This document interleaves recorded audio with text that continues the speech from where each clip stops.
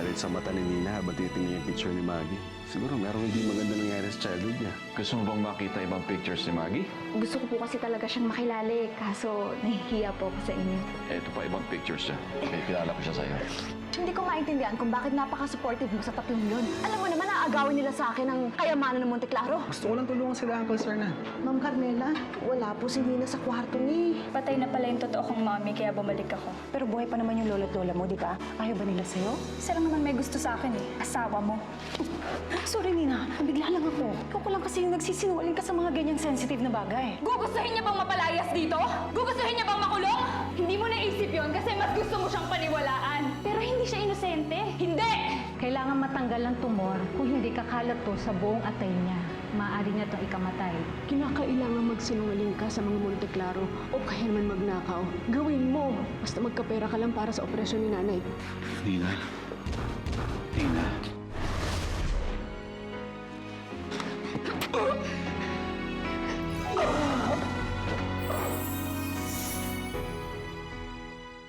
Nina?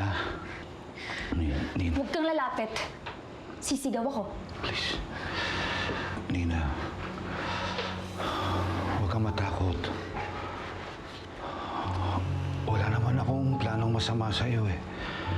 Gusto lang kitang makausap dahil gusto kong mag-apologize. I'm sorry.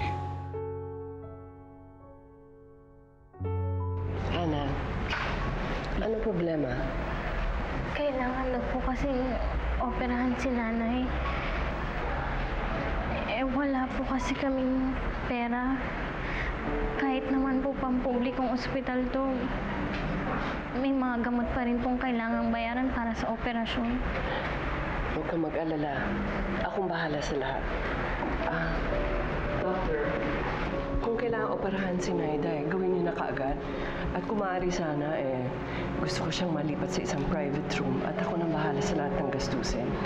Sige ho, gagawin ko kagad ang request niyo. Thank you.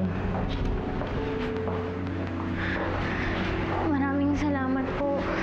Hulog po kayo ng langit sa amin. Kung hindi po kayo tumating, hindi ko na po alam yung gagawin ko. Alam mo, ang dami-dami kong blessings na natanggap sa buhay ko. The least I can do is share it with other people. Lalong-lalo na sa'yo, Ana. Nahihiya nga po ko sa inyo eh. Unang pagkikita pa lang po natin, pinasakit ko na agad yung ulo niyo. Tapos ganito pa po yung igaganti niya sa akin. Huwag mo isipin yun. Naiintindihan ko kung bakit mo tinangkang tumakas sa amin. Dahil gusto mo lang makatabi ang nanay-naida mo na mahal mo. Salamat po. Huwag mo na isipin yun. Napakaliit na bagay ito bilang pasasalamat sa pagpapalaki sa iyo ng nanay-naida mo. Pero paano po kung di pala ako yung tunay na anak ka rin, Nina?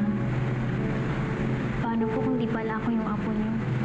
Kung mapatunayan na ikaw man o hindi ang tunay na anak ka rin, Nina, napakagaan ang loob ko sa iyo, Ana. Para sa akin, ikaw ang apo ko.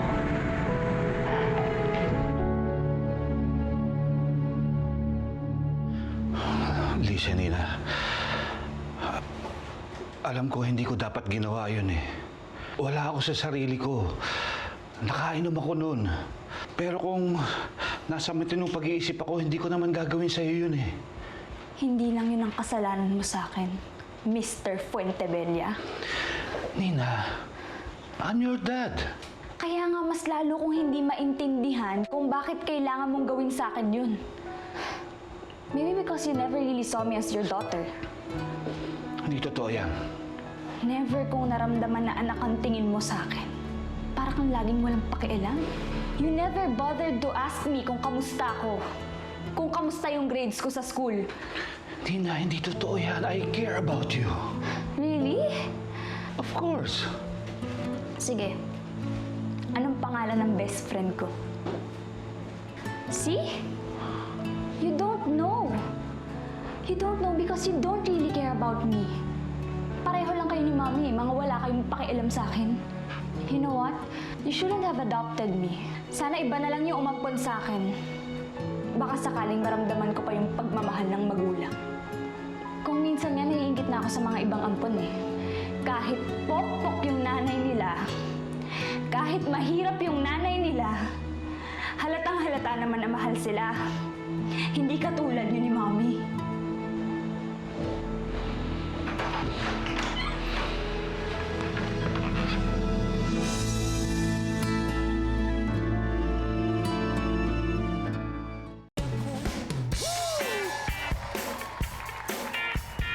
Come on, put your hands together. Come on, come on. Hey!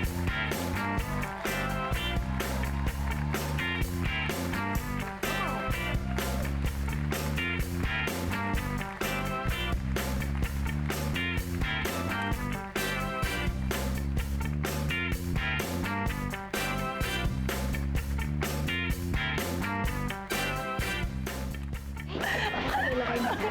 Ito sa'yo.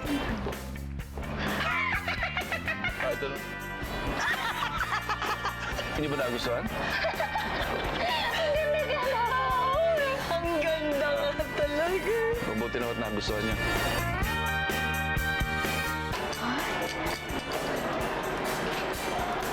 Ay, anak, kaanin mo yan. Wala man tayo puntang party. Oo nga, Nay. Pero kasi, ang ganda eh, oh. Katulad nung suot ni Nanay Maggie dun sa picture. Kaya lang... Hoy! Bakit? Napunit mo? Mahal! Ang mahal! Sige. Bagay na bagay sa... Ang mahal! Gusto mo ba yan? Hindi na po. Kasi ang mahal po eh. Marami naman po ako mabibili. Pwera dito, ang mahal-mahal po kasi. Dad, wag na tayo mag-Maldives. Mag-Coron na lang tayo. Mas masaya pa dahil cheaper, di ba?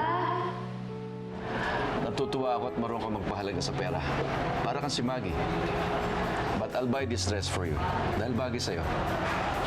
Talaga po? Ay, Nay! Salamat po.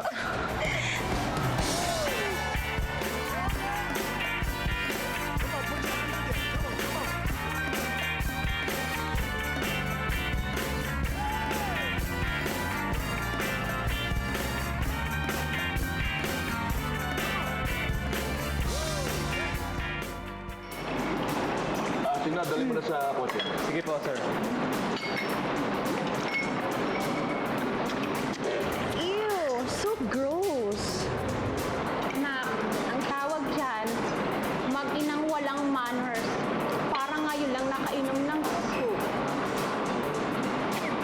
Ew, ew. Hoy, ba't ba pinakikialaman yung pagkain namin? Kayo ba magbabayad nito? Eh, paano naman kasi ang ingay mo kumain? Oh my God! Kadiri. Kung makapagsalita ka, parang ang bango-bango ng utot mo ah. Ba't mabango ba utot mo sa utot ko? Ha? Eh, ang pangit-pangit nga ng anak ko eh. Mas maganda pa ang anak ko eh. Susi! Kala mo naman kung sino kayo magsalita? Ha? Kayo na anak na Diyos? Susi! Please sit down. That was totally uncalled for and unnecessary. You didn't have to do that. Hindi ko naiintindihan yung sinabi nyo. Pero parang galit ho kayo. Hindi kailangan patulan ng mga negatibong tao. Lalo na sa ganitong pampublikong lugar. Ang ayaw ko lang naman ho kasi sir yung nilalait kami. Lalong-lalo na pag dinadamay ang anak ko. Sir, ang payapa naman po kasi nung pagkain namin dito, wala naman po kami ginagawang masama tapos pahiyain kami ng ganun. Karen, mas nakakaya kung papatulan mo mga ganong klaseng tao. If you want to be bigger than them, kung hindi mo lang papansinin, sila mapapaya. Dahil naipakita mo sa kanila na mas sibilisado ka kaysa sa kanila. And besides, those were just words. Hindi kailangang pansinin. Kung sigurado ka sa sarili mo na wala kang ginagawang masama. Sige na, pagpatuloy na natin yung pagkain natin. Lolo, sorry po ulit. Pasensya na po. Huwag niyo na isipin yun. Kain na kayo. Siya nga po pala, pagkain po. Lalo na po dun sa dress na binili niyo po para sa akin. Ang ganda-ganda po. Yung katulad po dun sa picture ni Mami Maggie. Ang ganda-ganda po nun. Pwede ko po bang itanong kung bakit po siya nawala? Kasi, di po ba, ang yaman-yaman niyo. Kaya sigurado, maganda po yung buhay na binibigay niyo sa kanya. Kaya kayo, ang bait-bait niyo. Kaya bakit niya naman po maisipang umalis, di ba? Ano po bang nangyari doon? Masakit kay Sir Nan ang nangyari. He had high hopes for Maggie. He gave her only the best in life. Marangyang buhay, magandang edukasyon, lahat ng atensyon at pagmamahal. Lahat ng yun napunta sa wala. Kaya siguro sa bugso ng kanyang nagdamdamin pinalayas niya si Maggie. Hindi niyo po pinigilan si Lolo Sir Nan? Hinayaan niyo po na palayasin niya yung anak niyo? That's the greatest regret in my life. Wala akong ginawa. Hinayaan ko lang mawala sa amin ang anak ko. Nang malaman ko noon na nabuntis si Maggie sa isang lalaking hindi ko kilala na siya naging ama ng bata. Pakiramdam ko noon parang gumuho yung mundo ko. Dahil ko pa yung pinagsakluban ng langit at lupa. Dahil binuhos ko sa kanya lahat. Pinangarap ko na siyang susunod sa yakap ko. Maggie has always been a diligent and obedient daughter. Very lucky siya. Proud na proud ako sa kanya.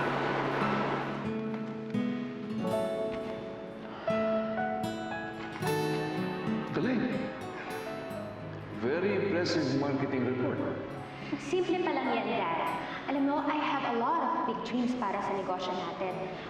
Gusto ko yung Monte Claro name ay maging global brand name siya. Like yung mga hotels, mga condominiums, mga malls, mapunta siya sa Europe, sa US, sa Japan, sa China, di ba? Alam ko naman kayang-kaya mo yan Oras na ikaw ang pumalit sa pwesto ko. Thank you, Dad. Dad, alam mo, ginagawa ko lahat na ito para maging proud ka sa akin. I'm really proud of you.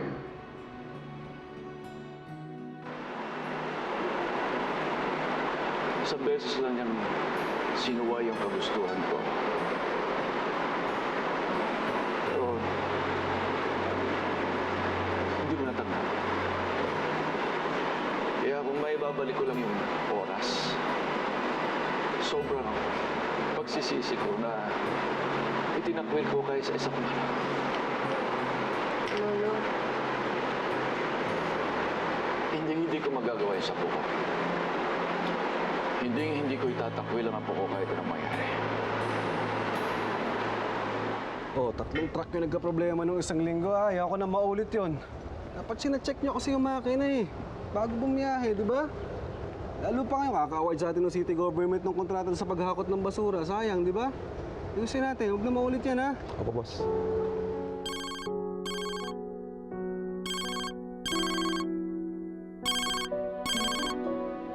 Hello. Hello, Mr. Abel Barreto? Yeah, speaking. Si Ellen po ito, taga St. David. May importante po akong sasabihin tungkol sa hinahanap ng bata na si Hannah Karenina. Pinapagod din ako sa lakad na yun. sige na, umuna ka na. Berta, pakipasok mo yung mga pinamili namin. Sige po. Marami pa doon sa likod, ha? Okay po, nang bahala. Lalo, Oh.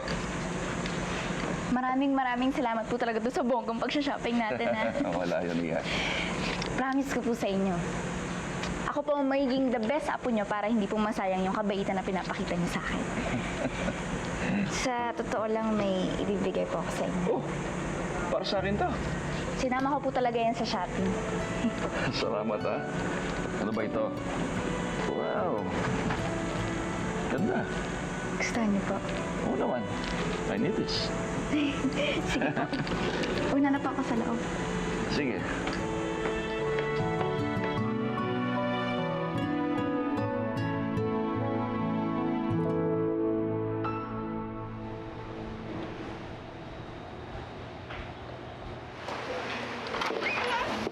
Bukas?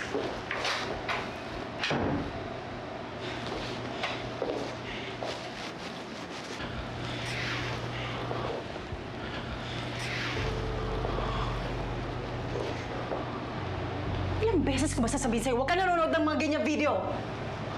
Kapastos mo! Kailan ka pa natutong pagsabihan ako kung anong tama sa mali? Asawa lang kita! Lucas, sabi mo nga sa akin ang totoo. Ha? Totoo bang wala kang ginawa kay Nina?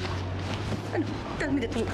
Sabi mo nga sa akin yung totoo. Shut up! Hindi ako tumigil hanggat hindi mo sasabihin sa akin ang totoo! Tumahimik ka nga! Ano ba? Sabihin mo sa akin kung ano totoo! Tumahimik ka! Hindi ko sinasadya na siga ko nun! What? Oh my God, Lucas! Akala ko pa naman nagsisinungaling lang si Nina. Oh my God, demonyo ka! Pati ba naman anak natin sinubukan? Babuyan! Hayop ka! Ano ba? She was right! She was right! Demonyo ka! Lumayas ka! Lumayas ka, Lucas! Lumayas ka! Bridget, magpapaliwanag ako. Hindi ko naman sinasadya. Lumayas ka! Hayop ka! Lumayas ka! Lumayas ka!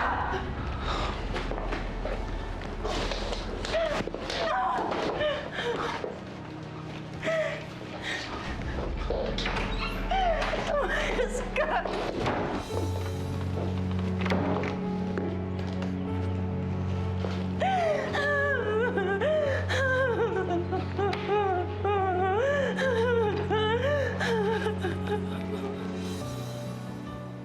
Ano naman ang angs mo't bigla ka na nag-aya ng hangout?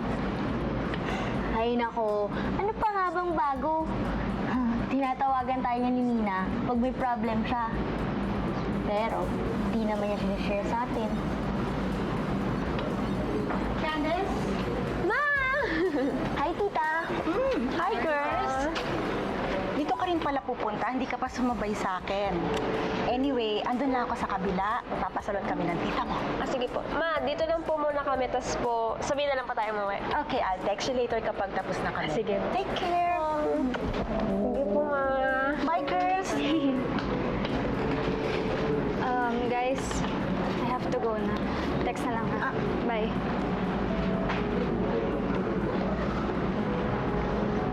Ano naman problema nun? Ay naku, alam mo naman yung si Nina. Daming sikreto.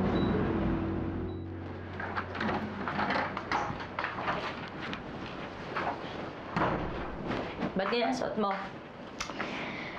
Well, kasi Nay, ganito yung itsura ni Mami Maggie dun sa mga pictures na pinakita sa akin ni Lolo.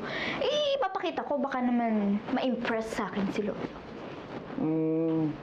Kala mo hindi ko napapansin. Paano yan tanong mo tungkol sa Maggie na yan? Nagpabili ka pa ng ganyang damit, pareho ng damit niya. Tapos ngayon, ginagaya mo pa siya? Naku naman si Nanay, oh. Nagsiselos ba kayo? Nanay naman eh.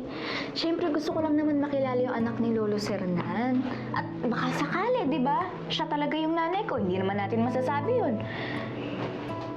Pero, kung sinasabi nyo na ipagpapalit ko kayo sa kanya, Nay, magunaw na ang mundo, hindi ko gagawin yun.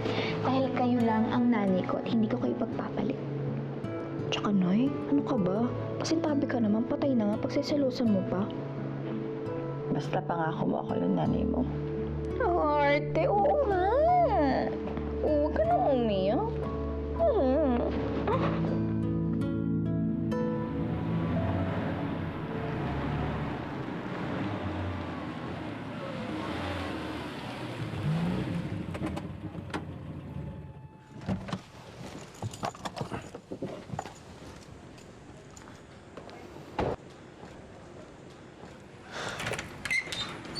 Oh, kuya! How's your trip? Tiring. So, kamusta naman? Nasaran niyo ba ng project manager yung deal? Survey pa lang namin yung location sa Cebu eh. Yun, kinausap namin ni Mr. Remy may-ari ng lupa kung saan natin gusto magpatayo ng mall. Bali, hinintay na lang namin yung sagot nila. Sounds good. Alam mo naman, kailangan nating magpa-good shot ngayon, lalo na kay Lolo Sernan. Bakit naman tayo magpapag-good shot kay Lolo? Eh kasi nga kuya, bukod kay Ana, mayroon pang dalawa. Si Karen tsaka si Nina. Yun, para sila nagkiklaim na sila yung Ana Karenina. That's why. Ibig mong sabihin tatlo ang anak ka rin, Nina? Well, hindi pa naman napapatunayan na isa nga talaga sa kanilang anak ni Tita Maggie. Tsaka syempre kuya, hindi naman papayag si Mami na kung sino-sino na lang susulpot dito tapos sila na magka-claim lahat ng kayamanan ng mga Monteclaro. Diba? Alam mo, Carla, kung nandun man sa tatlong yon o wala ang tunay nating pinsan, dapat malaman mo ng anak ni Tita Maggie ang tagapagmana ni Lolo. Don't forget that.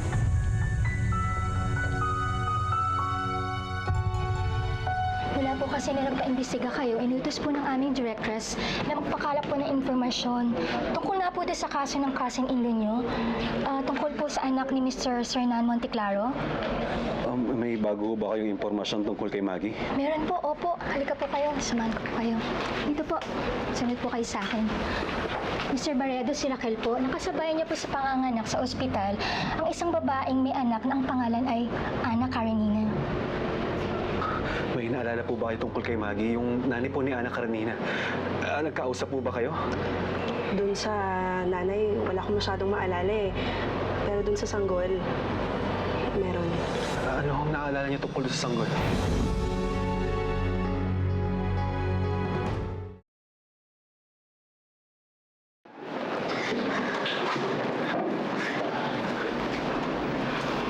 Successful po ang operation kay Naida.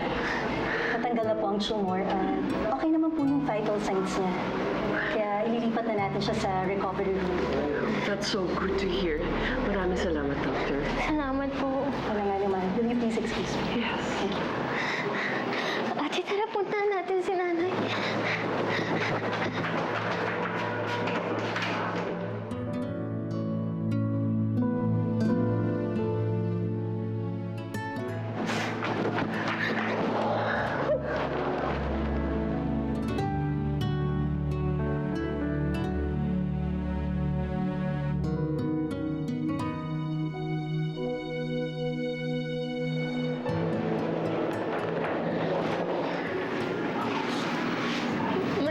Maraming salamat po.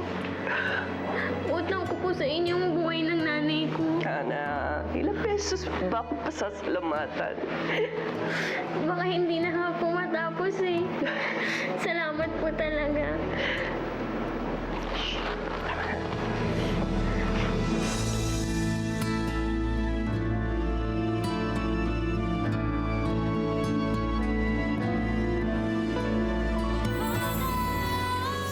May I have this dance?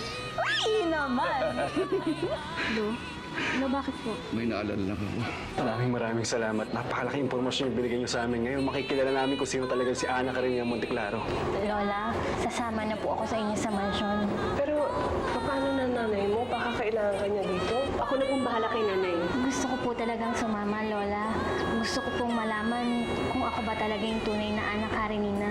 Yan din ang gusto kong mangyari. Bakit ka umiiyak? I'm so sorry. I will call my friend, a psychologist ko na kaibigan. She can help you. Kahit anong therapy ang gawin niyo sa akin, hindi ko makakalimutan niya for as long as I live. Uncle, nakausap ko na yung babaeng nakasabay ni Maggie sa panganganak. May nakuha ka ba na kahit na anong informasyon na makakatulong sa ating matukoy kung sino anak ni Maggie? Oo, Uncle. Kung sino kina Ana, Karen at Nina ang may balat sa paa, siya ang nawawalang Ana Karenina.